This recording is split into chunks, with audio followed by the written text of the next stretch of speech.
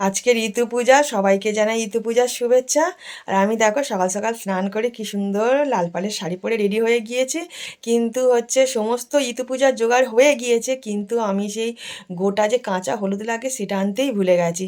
আর সেই জন্য আমি মাকে বললাম একটুখানি বাগান থেকে গিয়ে নিয়ে আসতে, যেহেতু বাগানে গাছ বসানো আছে, সেখান থেকে নিয়ে আসলে আমি ঘটগুলোকে ধুয়ে ঋতু পূজা শুরু করব।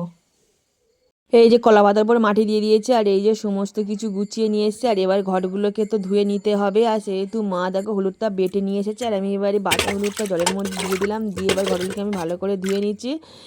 ঘটের যে ঢাকাগুলো আছে সেগুলোকে দেখো ধুয়ে নিচ্ছি, নিয়ে এগুলোকে এবার মাটির ওপরে বসিয়ে দেবো।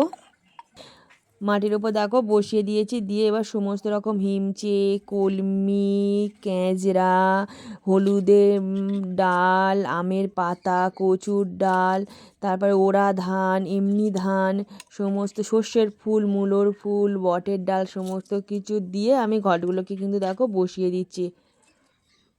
বা বেল পাতা, তুলসী পাতা সব রকম দেওয়া হয়ে গেছে, ঘটকে বসানো হয়ে গিয়েছে। এবারে আমি জল দিয়ে দিচ্ছি ঘটের মধ্যে।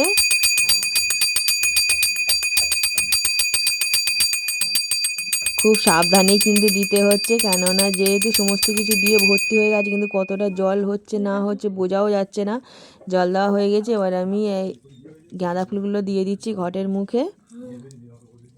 ঘটের মুখে আমি গাঁদা ফুলগুলোকে দিয়ে দিলাম।